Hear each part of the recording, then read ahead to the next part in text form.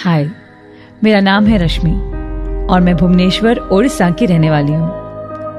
आज मैं आपको एक ऐसी घटना के बारे में बताना चाहती हूँ जिसने मुझे पूरी तरह से हिलाकर रख दिया। ये कहानी है मेरी और मेरी दोस्त पूजा की। बात आज से लगभग 5 साल पहले की है, जब मैं कॉलेज में पढ़ती थी। उस वक्त मैं कॉलेज के हॉस्टल में ही रहती थी। हॉस्टल में एक लड़की थी, पूजा। उसका कोई दोस्त नहीं था। हमेशा अकेली सहमी सहमी सी रहती थी। दिखने में एकदम दुबली पतली सी थी, लंबे बाल और सांवली सी थी। उसका कोई रूम पार्टनर भी नहीं था। पता नहीं क्यों अकेले ही रहती थी। मुझे लगा वो थोड़ी रिजर्व सी है, पर मैं तो बहुत बातूनी हूं, तो मेरी उससे अच्छी दोस्ती हो गई। हमें कुछ दिनों की छुट्टी मिली थी दुर्गा पूजा के लिए। कॉलेज खुलने के 3 दिन पहले पूजा ने मुझे कॉल किया। हाय रश्मि, यार हम कॉलेज साथ में चलते हैं। क्या तुम मुझे कल रेलवे स्टेशन के बाहर से पिक कर लोगी? वहाँ से हम टैक्सी कर लेंगे। मैंने कहा बिल्कुल, कोई प्रॉब्लम नहीं। मेरे पापा ने टैक्सी बुक कर ली और मैं निकल पड़ी पूजा को पिक करने।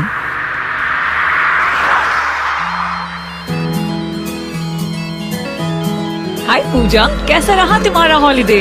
ओके था, कुछ खास नहीं। मैंने तो बहुत मजे किए। भाई साहब, आप टैक्सी जरा तेज चलाएंगे प्लीज, हमें शाम होने के पहले पहुंचना है। पूरे रास्ते भर हम दोनों ने बहुत बातें की। लगभग 2 घंटे लग गए हमें पहुंचने के लिए। जैसे हम दोनों हॉस्टल पहुंचे, हमारी वार्डन मैम आई। अरे रश्मि और पूजा, तुम दोनों इतनी जल्दी आ गए? बाकी स्टूडेंट्स तो 2 दिन बाद आने वाले हैं। अरे मैम, कोई प्रॉब्लम नहीं, हम दोनों साथ ही मजे करेंगे। वैसे भी बहुत बातें जो करनी है ना पूजा? यस मैम, ठीक कह रही है। यार पूजा, अकेले तो मैं बिल्कुल नहीं रह सकती। Can I come to your room? हाँ रश्मि, मैं भी तुमसे यही कहने वाली थी। कौन है? पूजा ने अपने कमरे को बिल्कुल अजीब तरीके से रखा था।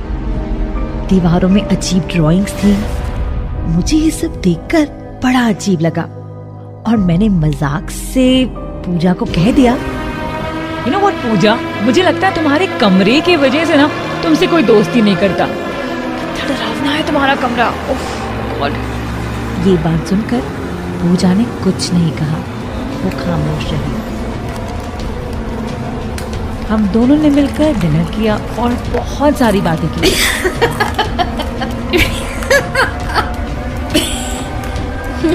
तकरीबन रात के 2 बज रहे थे।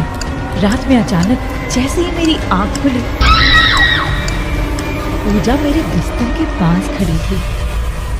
बाल खुले थे, चेहरा थोड़ा सा मुड़ा था और मुझे कुछ अजीब तरह से घूर रही थी। मैं बहुत डर गई और इससे पहले कि मैं कुछ कहती या करती, वो मेरा गला दबाने लगी। पूजा तो बहुत दुबली पतली थी, जाने उस रात उसमें ताकत कहां से आ गई थी। उसके बालों ने उसका चेहरा ढक दिया था। पता नहीं वो पूजा ही थी या कोई और। पर हॉस्टल में तो वार्डन और हम दोनों के अलावा और कोई नहीं था। फिर मैंने पूरी ताकत से धक्का दे दिया और वो बिस्तर से नीचे जमीन पर गिर गई और बड़ी मुश्किल से भागकर मैंने रूम की लाइट ऑन की। जैसे मैंने रूम का लाइट ऑन किया, मैंने देखा पूजा वापस बेड पर थी। एक छोटे से बच्चे की तरह सिकुड़ कर वो लेटी हुई थी। उसके बालों से उसका चेहरा छुप गया था। मैं कांपते हुए पूजा के पास आई और कहा, पूजा पूजा। कोई जवाब नहीं मिला। बचपन से मैं हमेशा गायत्री मंत्र पढ़ा करती थी, तो मैंने बस गायत्री मंत्र जाप करना शुरू किया। ओम भूर्भुवः स्वः। मंत्र पढ़ते पढ़ते एक आवाज आई, रश्मि, मेरे बैग में तावीज है, मुझे ला कर दे दो। चुपके से मैंने ताबीज ली और उसके पास रख दी। मैंने सोचा इस रूम को छोड़ के अपने रूम चली जाती हूँ। मैं जाने ही वाली थी, पर पूजा ने कहा, मुझे अकेले छोड़ के मत जाओ रश्मि, मुझे डर लगता है। मैंने पूजा से कहा, मुझे पता है, लेकिन मैं बस वार्डन को बुला कर आ रही हूँ। इतना बोलकर मैं रूम से बाहर निकल गई। वार्डन का रूम 5th फ्लोर में था और हमारे हॉस्टल का लिफ्ट खराब था। मैं सीढ़ियाँ चल ही रही थी कि पीछे से पूजा ने मुझे पकड़ लिया। कौन है? रश्मि, मैंने कहा था ना, मुझे अकेली छोड़ के मत जाओ। चलो मेरे साथ, तुम्हें आज मेरे साथ ही रहना होगा। जैसे ही हम कमरे में वापस आए, पूजा फिर से बिस्तर पर अजीब तरह से लेट गई और मैं गायत्री मंत्र का जाप करने लगी। पूरी रात मैं जागती रही, गायत्री मंत्र का जाप करती रही और सुबह होने का इंतजार करती रही। पूजा, कल रात तुम्हें याद है? क्या? हमारी गॉसिप? डरो मत, मैं किसी को नहीं बताऊंगी।